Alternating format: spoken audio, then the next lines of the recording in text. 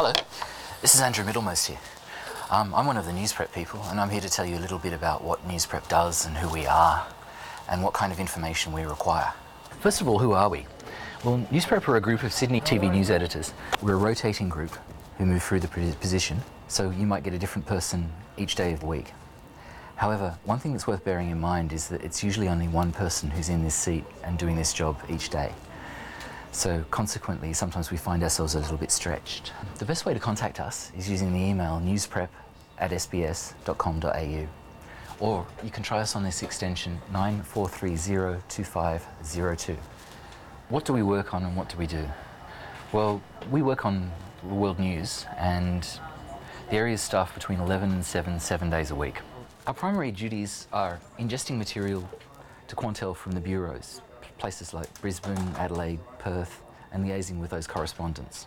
We also ingest, source or capture material from YouTube, Dropbox, SBS file transfer, emails, still images, sports VNRs, basically everything that comes into the building from the internet we can get into Quantel. Preparation of badged material for air, that is to say Al Jazeera and ABC Supers, ABC 24. We rejig that stuff and make it sort of look a bit more our style, but stick with the badging. Statement graphic telemations, we do them. And over here, this is an example of a statement graphic telemation. We also do radio telemations and telemations for phoners, things like that. The person who's speaking, what their title is, a bit of attribution if we need it over here. We also do all of the subtitles. We repurpose things from Skype and sort of, add the branding for that, and make pre-production elements. We also do things like text document pullouts, where you have, say, a page on the screen and then sort of the information comes out like that. We also do Twitter and Facebook pullouts, things like this. We're also sort of tasked with doing more complicated animations and things in packages than can normally be accomplished in a news editing session. So we can just add a bit of value to our news packages that way.